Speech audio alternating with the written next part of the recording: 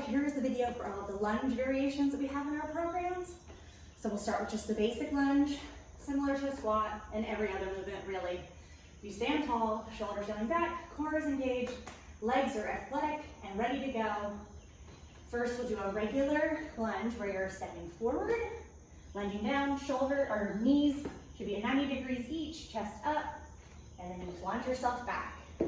Lunge forward, launch yourself back. So this would be a regular lunge. A reverse lunge, you would stand kind of at like the front of your mat and step backwards, knees at 90 degrees and come back up.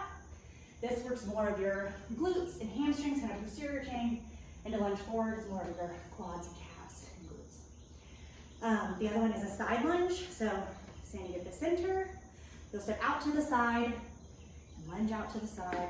It was really hard for me to get this whole thing in the video. So step out and come up. From the other side, step out and come up. Try to keep your chest up as much as you can. It inevitably folds forward a little bit. And it can feel a little bit like a single leg squat with a kickstand. So that's kind of how it should feel. If it's feeling like you're overextended, you're probably just like stepping too far and doing a weird thing with your pelvis or your knee and your toes. So you want to make sure that your knee is tracking over your toe as you're lunging down. It shouldn't be out to the side or in a weird way or you're going to tweak something. So that one might take some practice for you to do it in the workout. The next one would be a jumping lunge. So start in a lunge position, jump up and switch your legs. Keeping your core engaged, you can involve your arms, let's give some momentum, you can get up and back. Whew. Another one you need to string it together to really get that full stretch shortening reflex and get the most power. The next one would be steer hops. So it's kind of a variation of a lunge. We're gonna start on one side, kind of like a curtsy lunge. So this foot is diagonal, but this knee still needs to be tracking over this toe. And you'll hop to the side, go to the other side. For this one, you need to make sure that you're coming down, kind of into a lunge with each one to get the full effect, and you'll go fast. It's supposed to be like a fast movement. Because if you find yourself just like hopping to each side, this is not very good of a workout. You should feel it. It should be kind of hard. All right, a pulsing lunge. Get into a lunge position, knees at 90 degrees, and you'll just pulse. 2, 3, 4. 1, 2, 3, 4. You could also do a static lunge for different movements. So when I have you sit in a static lunge, do an overhead press, which burns. Next one would be a step up. So now we're kind of just moving into like single leg movements.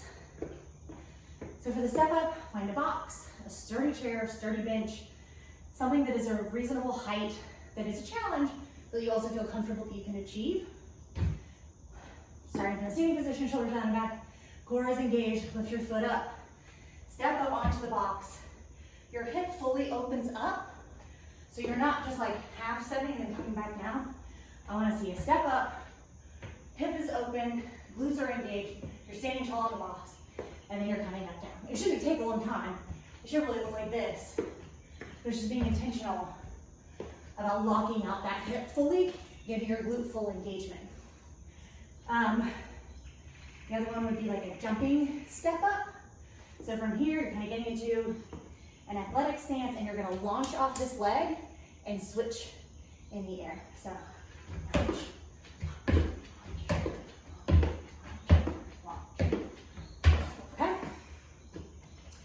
We have a lateral step up, so standing with your box to the side. You'll stand tall, step all the way up again, hip is locked out, step down, and put your leg down. Step up, and put your leg down. You'll want to just keep it up here, but it makes it a little bit harder to have to put it down every time, and you get the full range of motion each and every time. You can do all of those movements with weight, so holding them at your chest or dumbbells at your shoulders. Next we're going to move on to some of the deadlift movements. So deadlift with a barbell, we use our PVC pipe again. When the barbell has plates on it, it should come to about mid-shin. Feet, hips to shoulder width apart, shoulders down and back, core is engaged. You want to have a slight bend in your knees as you send your hips back. This is a hinge movement, so you're hinging forward. Your back is super straight. You want it to be a straight line from the crown of your head to your tailbone the whole time that you are hinging over. That is super important, and that comes with core engagement, shoulders being down and back, to be able to maintain that the whole time. Really protects your back. So if you're feeling it in your back hurts, go down and wait, practice the good form, making sure that you're not gonna hurt your back. So shoulders down and back. Your hands can be pretty close to your knees. I usually say like a thumb's length from the knurling for most movements, but for this one, that doesn't really necessarily apply. So it's at your mid-shins, my hands are right outside my knees. I'm looking at the floor because my back is a perfectly straight line, and I'm gonna pull my knees out of the way as I use my glutes to hinge back up, and my gaze follows my back. So I'm looking back down like one of those like cuckoo birds out of a clock. That's kind of how you should feel. If you're looking up the whole time, you're kind of craning your neck. So your gaze follows. Straight from the side, shoulders down and back. Standing tall, glutes are engaged. Bend in the knees, sending my butt back as I'm coming down and standing back up. This move can get difficult because sometimes your butt is too low, your butt is too high, your legs generally can be like too straight. So it may take some practice to really get your knees dialed in. Feel free to always send me videos and I can help you kind of practice that. And then we'll do it with a kettlebell. So that was with a barbell. The kettlebell is similar, just a little bit different. So because your hands are in the center, it's a little bit lower. So you still have that bend in your knees, you're really sending your butt back. You should feel it in your glutes and your hamstrings. Again, if you're feeling it in your low back, you can change your position. You're lifting up the kettlebell. Exhale and way up. Inhale and way down. All right, and then we have our single leg deadlift. So for the single leg deadlift, this could be in the workout or in the balance portion. Weight is shifted to one leg. This leg is free. You're gonna hinge forward. Slowly, this leg is out, touch the ground, and then leverage yourself back up. Hinge forward. Really stabilizing through this leg, slow and controlled, and come back. If you're using a dumbbell, you can either hold it in the opposite hand, or you can hold both hands together as you come down.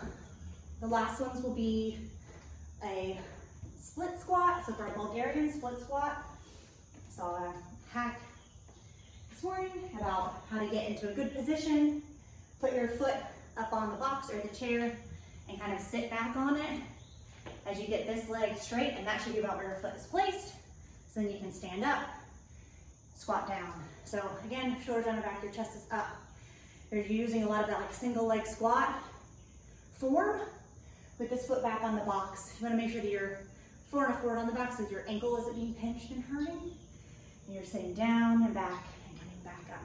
Your core is engaged. You don't want to see a big arch in your back. So, arching your back, you probably step too far forward. You need to come back a little bit.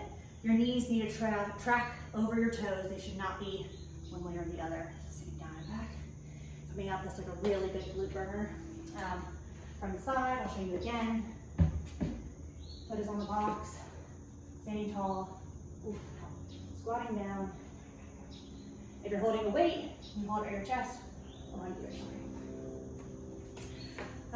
The last two would be a good morning. So for good mornings, use a barbell. If you have a really long resistance band, you undo your feet and around your shoulders for this. Or you can hold a dumbbell on your back. Standing tall, glutes are engaged. You use that good deadlift form. Slight bend in the knees, sending your butt back and lowering yourself down. The weight is on your back, so it's going to cause a lot of resistance as you stand back up. So send hips back as you come down, back up. Your core is engaged, your back is perfectly straight. And that is called a good morning. The last one is a glute bridge. So for the glute bridge, you lay on the ground, Your heels should be at your fingertips length. Shoulder blades are pressed into the floor. Your core is engaged as you engage your glutes and lift your butt up off the floor and then lower it back down. Exhale as you lift, inhale as you lower. The other option is to use a weight on your hips to make it more difficult. Exhale up, inhale lower. Exhale up, inhale lower. You can also do a single leg glute bridge. So one leg in the air, pointing towards the sky. This leg is doing the work. Exhale up, inhale lower. If you need to be a little easier, you can kind of bend this knee. It's harder than you think. All right. The last one would be a hip thrust, which is going to be kind of hard to do on this bare box. But it's very similar to the glute bridge, but your back is kind of elevated on a surface with padding. So I'm not going to do like a full glute bridge here. It's this one. Actually, this one. Or hip thrust. So for hip thrust, you'll have a weight on your hips. This might be a little funky, so I apologize.